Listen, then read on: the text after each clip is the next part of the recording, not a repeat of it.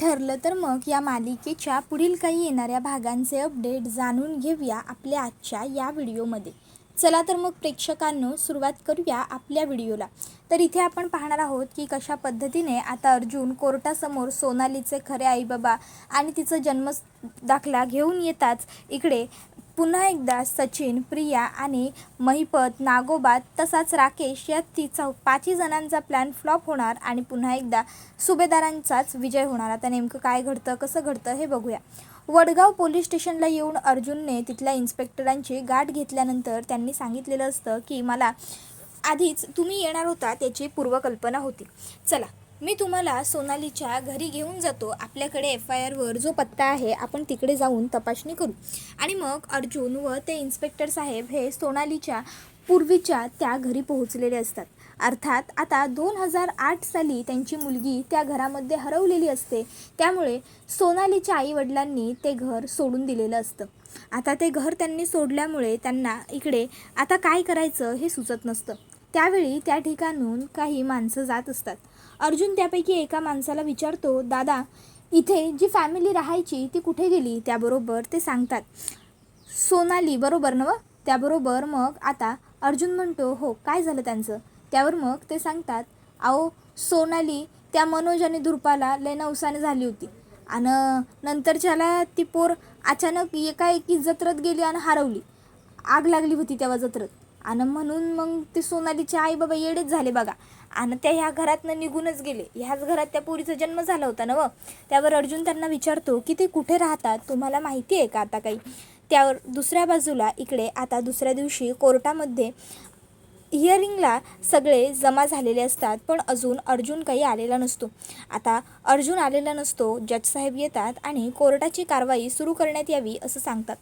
आता लगेचच इकडे मुद्दामून जो राकेशचा वकील असतो तो म्हणतो की तेच माझंसुद्धा म्हणणं तेच आहे जजसाहेब. किती वेळ आपण कोर्टाचा वेळ वाया घालवायचा आणि कशासाठी, मुळात कोणासाठी? आपण कोर्टाची कारवाई ही सुरू केलीच पाहिजे. पण कोर्टाची कारवाई सुरू करण्यासाठी आधी कोर्टामध्ये माझ्या विपक्ष वकिलाचे हजर असणं गरजेचं आहे ना. पण ते अजूनही कोर्टामध्ये हजर नाहीच आहेत. त्याबरोबर मग आता जजसाहेब म्हणतात, कोर्टात हजर नाहीत याचा काय अर्थ घ्यायचा? म्हणजे कोर्टाने नक्की कारवाई सुरू कशी करायची? त्यांचे असिस्टंट इथे आहेत, तुम्हाला काही बोलायचं आहे का मिस्टर गडकरी? त्याबरोबर मग चैतन्य म्हणतो की जजसाहेब मला फक्त कोर्टाला विनंती करायची आहे की अर्जुन हा याच केस संदर्भातले पुरावे शोधण्यासाठी, गोळा करण्यासाठी इकडनं गेलेला आहे. त्यामुळे प्लीज कोर्टाने थोडं समजून घ्यावं आणि कोर्टाने त्याला थोडासा वेळ द्यावा, कन्सिडर करावं. त्याबरोबर इकडे लगेचच जे समोरचे दुसरे वकील असतात ते म्हणतात की जे काही पुरावे वगैरे शोधायचे असतात ना ते आधी शोधायचे असतात. हे असं मध्येच गायब व्हायचं नसतं कुठेही. त्यावर मग आता जजसाहेब म्हणतात की ठीक आहे, पुढची 5 मिनटं आपण ॲडव्होकेट सुभेदार यांची वाट बघूया. त्याच्या उपर जर त्यांना वेळ लागत असेल तर मिसेस सायली सुभेदार ह्या गुन्हेगार आहेत. यांनी लहान मुलींची तस्करी केलेली आहे आणि म्हणूनच त्यांचे वकील हे अचानक कोर्टात हजर राहिलेले नाहीत असं आपण गृहीत धरायचं आणि कोर्टाची कारवाई सुरू करायची आणि मिस सायली सुभेदार यांना शिक्षा सुनावायची. एकदा की शिक्षा सुनावली गेली की त्यानंतर मग ती मागे घेता येणार नाही आहे. त्याबरोबर आता हे ऐकून इकडे राकेशचा वकील खूप खुश होतो. राकेश आणि सचिनसुद्धा वेषांतर करून तिकडे हजर असतातच. मग आता इकडे लगेचच सगळेच जण काळजीत पडतात की अर्जुन कधी येईल, इथे कधी येईल, काय होईल, अर्जुन यायला हवा. तर त्याच प्रसंगी आता 3ऱ्या मिनिटाला अर्जुन कोर्टामध्ये हजर होतो आणि म्हणत असतो, मला यायला उशीर झाला यासाठी मी कोर्टाची माफी मागतो, मी दिलगिरी व्यक्त करतो. त्यानंतर मग अर्जुन हा म्हणू लागतो, तर आता मला कोर्टाची कारवाई सुरू करण्याची परवानगी द्यावी जजसाहेब. जजसाहेब म्हणतात परमिशन ग्रँडेड. त्यानंतर अर्जुन म्हणत असतो, तर जजसाहेब मी ॲडव्होकेट अर्जुन सुभेदार, मी मिसेस इकडे सायली अर्जुन सुभेदार यांचं वकीलपत्र स्वीकारलं आहे.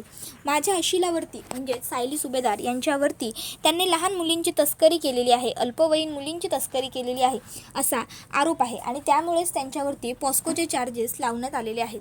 पण मला कोर्टाला हे सांगायचं आहे की असं काहीही नाही आहे. गेल्या वेळीसुद्धा माझ्या अशिलावरच्या ह्या आरोपांमुळे त्यांची बेल नाकारण्यात आली होती.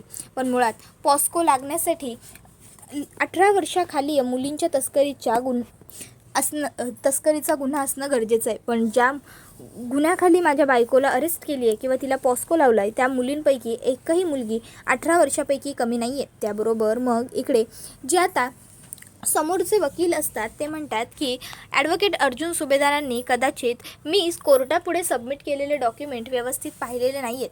जर त्यांनी ते पाहिले तर त्यामध्ये सोनाली नामक जी मुलगी आश्रमात आलेली आहे ती मुलगी 18 वर्षापेक्षा कमी आहे आणि म्हणूनच आम्ही मिसेस सायली अर्जुन सुभेदार यांच्यावरती पॉस्कोचे चार्जेस लावलेले आहेत. ॲडव्होकेट सुभेदार हे काहीतरी चुकतायत. त्यावेळी मग अर्जुन म्हणतो अगदी बरोबर, सोनाली ही 18 वर्षापेक्षा खाली आहे. त्याचबरोबर सोनाली हिची तस्करी माझ्या बायकोने म्हणजेच सायली सुभेदार यांनी केलेली आहे. तशीच सोनाली ही 18 वर्षांखाली आहे असे सगळे आरोप इकडे माझ्या बायकोवरती केलेत आणि त्या सगळ्याबद्दलचे पुरावेसुद्धा आधीच इकडे माझ्या विरोधी वकील पक्षाने कोर्टामध्ये सादर केलेत. त्यामुळे आता गुन्हा हा सिद्ध झालेला आहे. त्यावेळी आता अर्जुन जेव्हा गुन्हा हा सिद्ध झालेला आहे असं म्हणतो तेव्हा सायलीला खूप मोठा धक्का बसतो. कारण सायलीला अर्जुनकडूनच फक्त आशा असते की अर्जुन आपल्याला सोडवू शकेल. पण आता अर्जुनच म्हणतो गुन्हा सिद्ध झालेला आहे म्हटल्यावर मग आता आपण काय करायचं हा प्रश्न सायलीला पडतो. तर दुसऱ्या बाजूला इकडे जे अपोजिट वकील असतात ते म्हणतात वा शाबास मिस्टर सुभेदार, आतापर्यंत मी फक्त ऐकलं होतं की ॲडव्होकेट अर्जुन सुभेदार हे फक्त कोर्टामध्ये युक्तिवाद करून जिंकतात. पण नाही, हे खोटं आहे. आज मी स्वतःच्या डोळ्यांनी पाहिलेलं आहे. ॲडव्होकेट अर्जुन सुभेदार हे कोर्टामध्ये चांगल्या पद्धतीने युक्तिवाद करून जिंकत नाही, तर ॲडव्होकेट सुभेदार यांची बाजू मुळात सत्याची असते आणि म्हणून ते जिंकतात. आज त्यांची स्वतःची लग्नाची बायको पिंजऱ्यात आरोपीच्या उभी असताना सुद्धा त्यांनी सत्याची साथ सोडली नाही. त्या गुन्हेगार आहेत, त्या दोषी आहेत हे सुभेदारांनी कबूल केले. त्यावर अर्जुन म्हणतो एक मिनिट, मी म्हटलं गुन्हा सिद्ध केला आहे तुम्ही, पण केस तुम्हीच हारणार. ॲडव्होकेट सुभेदार ना कधी हरला होता ना कधी हरणार आहे आणि सायलीच्या बाबतीत तर कधीच नाही. आणि मग आता अर्जुन हा सांगू लागतो की लगेचच आता यांनी जे काही माझ्या बायकोवरती आरोप केलेले आहेत ते सगळे खोटे आहेत. कारण त्या सगळ्या आरोपांविरुद्ध माझ्याकडे योग्य ते साक्षी आणि योग्य ते पुरावे आहेत. आणि त्यानंतर मग अर्जुन आता कोर्टाच्या समोर इकडे पुरावे सादर करतो आणि त्यामध्ये आता अर्जुन म्हणत असतो मला सोनालीचं बर्थ सर्टिफिकेट सबमिट करायचं आहे. अर्जुन सोनालीचं बर्थ सर्टिफिकेट देतो. त्यावेळी लगेचच इकडे आता जे अपोजिट बाजूचे वकील असतात ते म्हणतात की खोटं बर्थ सर्टिफिकेट आहे, हा सगळा ड्रामा आहे. मुळात सोनाली हिचं बर्थ सर्टिफिकेट यांच्याकडे कसं काय येऊ शकतं, कारण जर सोनाली ही यांच्या आश्रमात एक सापडलेली मुलगी होती तर सोनालीच्याबद्दल यांना एवढी माहिती मिळूच शकत नाही. त्यावेळी अर्जुन म्हणतो बरोबर मिलॉर्ड, अगदी बरोबर, सोनालीबद्दल काहीही माहिती आम्हाला मिळू शकत नाही. हे जितकं खरं आहे तितकंच हेही खरं आहे की सोनाली ही अल्पवयीन नाही आहे आणि हे बर्थ सर्टिफिकेट खरं आहे याचा माझ्याकडे आणखीन एक पुरावा आहे. मी सोनालीच्या वडिलांना इथे कोर्टात बोलवण्याची परवानगी मागतो. मग सोनालीचे वडील तिकडे हजर होतात आणि त्यानंतर ते सांगू लागतात की व्हय, सोनाली माझीच पोर आहे. आम्ही वडगावला राहायचो. सोनाली जन्माला येण्याआधी आम्ही लई नवस उपास तापास काय केलं होतं आणि मग आमच्या सोनालीचा जन्म झाला. सोनाली आमची एकुलती एक पोर होती, लई लाडाची होती बघा आमच्या. म्या आणि तिची आई एक दिवशी तिला जत्रेत घेऊन गेलो. 2008 सालची गोष्ट आहे ही. जत्रेत घेऊन गेलो आणि तिकडं आग लागली एका पडद्याला आणि त्यामुळं समद्या आजूबाजूच्या दुकानासनी बी आग लागली. एका खायच्या दुकानातला इष्टो पलटी झाला होता मारामारीच्या नादात आणि त्या इष्टोनं आग घेतली एका तिथल्या पडद्याला आणि त्या पडद्यामुळं संपूर्ण तिथली जागा आगीत आली आणि आग लागल्यामुळं लोकांची पळापळ झाली, लोकांची चेंगडाचेंगड झाली. त्या चेंगडाचेंगडीत कितीतरी लोक मारली बी गेली आणि आमची पोर हरवली. त्याबरोबर अर्जुन म्हणतो थँक्यू सो मच. आता मी सोनालीच्या आईला सुद्धा इथे बोलवण्याची परवानगी मागतो, कारण माझे जे वकील मित्र आहेत त्यांना हा एवढा पुरावा पुरला असेल असं मला वाटत नाही. त्याबरोबर मग आता अर्जुन कोर्टाला विनंती करतो की कोर्टाने मला इकडे सोनालीच्या आईला सुद्धा इकडे बोलवण्याची परवानगी द्यावी. मग आता अर्जुनला परमिशन मिळते. त्याबरोबर अर्जुन सोनालीच्या आईला बोलावतो आणि आता तुम्ही तुमच्या मुलीबद्दल सांगा असं सांगतो, तिच्या हरवण्याबद्दल सांगा. मग तिची आई सांगू लागते, सोनाली आमची एकुलती एक लेक होती. लई जीवापाड जपली आम्ही तिला, अगदी हिऱ्यासारखी फुलासारखी सांभाळली. आणि एक दिवशी जत्रेला जायचा हट्टच धरून बसली बघा ती. आम्ही समधे म्हणत होतो नको सोने नको सोने, पण तिनं ऐकलं नाही आमचं. आमच्याकडे इतका हट्ट केला की आमच्याकडं काही पर्यायच नाही उरवू दिला त्या पोरीनं. म्हणून मग आम्ही तिला घेऊन गेलो जत्रेसाठी आणि तिकडं आगीत आमची पोरगी हरवली आमच्यापासून. आता हे सगळं बघून सायलीच्या चेहऱ्यावरती कुठेतरी समाधान येतं. तिला वाटतं आता माझी सुटका कदाचित होऊ शकते, आता मला कदाचित बेल मिळू शकते. त्यावेळी अर्जुन म्हणत असतो की तर जजसाहेब, आता मी सगळं काही तुमच्यासमोर अगदी उलगडून ठेवलेलं आहे. तर दुसऱ्या बाजूला हे सगळं बघून सचिन आणि राकेशला मात्र खूप जास्त टेन्शन येत असतं, कारण हे सगळं त्यांच्यासमोरच घडत असतं. ते दोघं वेषांतर करून तिकडे आलेले असतात. आणि आता तर इकडे जजसाहेब हे बसलेले असताना अचानक फोन वाजतो राकेशचा. प्रिया सतत त्याच्या फोनवर फोन करत असते. जजसाहेब म्हणतात, ऑर्डर ऑर्डर, ज्याचा कोणाचा फोन असेल त्याने प्लीज सायलेंटवर करून ठेवा. कोर्टाची शांतता भंग केल्यास त्रास होऊ शकतो आपल्याला. त्यावेळी मग लगेचच राकेश पटकन फोन सायलेंटवर टाकतो आणि प्रियाला मेसेजही करतो, कोर्टात आहे नंतर फोन करतो. त्याच्यानंतर मग आता अर्जुन म्हणत असतो, तर जजसाहेब, आता तरी माझी अशी विनंती आहे की कोर्टाने माझा बेलचा अर्ज स्वीकारावा आणि माझ्या अशील सायली सुभेदार यांना ताबडतोब बेल द्यावी. सायली हिचा या तस्करीशी वगैरे काहीही संबंध नाही आहे. उलट सायलीने त्या आश्रमातल्या मुलींवर अगदी स्वतःच्या पोटच्या जन्म दिलेल्या मुली असल्याप्रमाणे प्रेम केलं होतं. सायलीने त्यांची अत्यंत चांगली काळजी घेतली होती. काल परवा माझ्या बायकोला आश्रमात वाढत असलेली एक मुलगी गौरी भेटायला आली होती. जर माझी बायको खरोखर लहान मुलांबरोबर एवढं वाईट वागत असती, लहान मुलांना असा त्रास देत असती, तर हे सगळं काही झालं असतं का? हे बघा, आम्ही विनंती करतोय कोर्टाला की कोर्टाने आमच्या अर्जाची म्हणजे खोली बघावी आणि आम्हाला ताबडतोब परवानगी द्यावी बेल मंजूर करून सायलीला तुरुंगाच्या बाहेर घेऊन जाण्यासाठी. त्यावेळी जजसाहेब म्हणतात की कोर्टाला ह्या विषयावर विचार करण्यासाठी वेळ लागेल. आणि तसंही आता सध्या कोर्टाची लंच ब्रेक झालेली आहे. पुढच्या अर्ध्या तासाने हे कोर्ट पुन्हा इथेच भरलं जाईल. तोपर्यंत द कोर्ट इज ॲडजर्न्ड. त्याबरोबर सगळेच जण तिकडनं निघून जातात.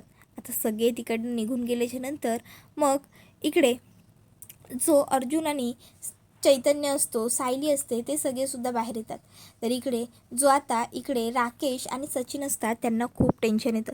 राकेश आणि सचिन विचार करतात की अरे यार, हे सगळं काय झालं पुन्हा आपल्या बाबतीत. आपण करायला जातो नेहमी एक, होतं मात्र नेहमी उलटं आणि दुसरं. पण त्याचवेळी आणखीन एक गोष्ट घडते, ती म्हणजे राकेशच्या त्याने तोंडावर दाढी लावलेली असते, त्या दाढीतली दाढी ही थोडीशी हललेली असते. आणि आता ती दाढी हललेली अर्जुनला दिसते आणि मग अर्जुनला कळतं की हा राकेश नाही आहे, तर हा राकेशच्या रूपात कोणीतरी बहिरूपी आला आहे. म्हणजे हा सचिन किंवा राकेश असणार, हा म्हातारा नाही आहे. त्याबरोबर दुसऱ्या बाजूला इकडे आज कोर्टाची तारीख असल्यामुळे श्वेताच्या जीवाला काही चैन नसतं. श्वेता सारखी प्रिया आणि सचिनला फोनच करत असते, तिकडे काय घडलं हे विचारण्यासाठी. आणि त्यावेळी स्मिथ हा रडत असतो. स्मिथ रडत असताना तो बेडवरतून खाली पडणारही असतो, कारण त्याला श्वेताकडे यायचं असतं. श्वेता उभी असते पण स्मिथला घेत नसते जवळ, कारण ती स्मिथला कंटाळलेली असते. इतक्यात तिकडे अस्मिता येते. अस्मिता स्मिथला असं रडताना बघते, पडताना बघते आणि वरती बघते तर काय, इकडे श्वेता चांगला मस्त फोन खेळते. मग आता हे बघून अस्मिताला इतका राग येतो. अस्मिता, स्मिथ असं जोरात ओरडत स्मिथला तर सावरते. आणि मग ते आता इकडे श्वेताला बडबडू लागते, श्वेता कळत नाही का तुला, आता काय झालं असतं कळतंय का?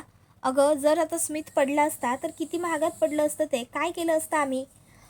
काल मला मोठी सांगत होतीस ना की लहान मुलांच्या समोर फोन वापरायचा नसतो, फोन चालवायचा नसतो, असं तसं हे ते. आणि आता स्वतः काय करत होतीस? स्मित जर पडला असता किंवा त्याला काही झालं असतं तर काय केलं असतं आम्ही? हां, बोल श्वेता. एवढा जर फोन महत्त्वाचा होता तर मी असं नाही म्हणत आहे की तू उचलायचा नव्हतास, उचल, पण किमान स्मितवरती व्यवस्थित लक्ष दे ना. स्मित झोपल्यावर कोणाला फोन करायचा आहे त्याला फोन कर, किंवा स्मित खेळत असताना कोणाशी बोलायचं असेल तर बोल ना. हां, एवढा कोणाचा फोन होता? एवढे कुठले तुला महत्त्वाचे बिझनेस कॉल येणार होते की ज्याच्यासाठी तुला एवढी घाई करावी लागली गं? हां, बोल ना. त्यावर श्वेता मात्र निरुत्तर असते. ती काहीच बोलत नसते. ती मनात विचार करते, काही झालं तरी अस्मिताने माझा फोन तपासायला नको. माझा फोन तपासला तर सगळीच गडबड होऊन जाईल. त्याबरोबर मग ती म्हणते की ठीक आहे, माझ्याकडून चूक झाली असेल ताई, त्यासाठी मी माफी मागते आणि पुन्हा मी अशी चूक करणार नाही याची शाश्वतीसुद्धा देते. सॉरी, मला माफ करा. अहो, माझी आई आजारी असते ना, तिची चौकशी करत होते, बस, बाकी काही नाही. त्याबरोबर मग अस्मिता तिला म्हणते, मी चौकशी करण्याबद्दल तुला काही बोलत नाही आहे गं, चौकशी कर, पण किमान स्मितला जप आणि मग तुला जे करायचं आहे ते कर.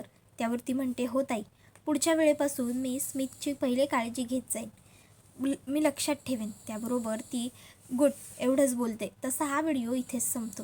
व्हिडिओ आवडला असेल तर व्हिडिओला लाईक करा, चॅनलवर नवीन असाल तर चॅनलला सबस्क्राईब करा आणि बेल आयकॉन आठवणीने प्रेस करा, जेणेकरून तुम्हाला पुढच्या प्रत्येक व्हिडिओचं नोटिफिकेशन मिळत जाईल आणि सर्व व्हिडिओंचा आनंद हा अगदी उत्तम पद्धतीने घेता येईल. धन्यवाद. Take care all of you. तुम्हाला ही मालिका कशी वाटते हे आम्हाला कमेंटमध्ये नक्कीच सांगा. पुढे काय घडणार हे जाणून घेण्यासाठी आजच चॅनलला सबस्क्राईब करा आणि बेल आयकॉनसुद्धा प्रेस करा.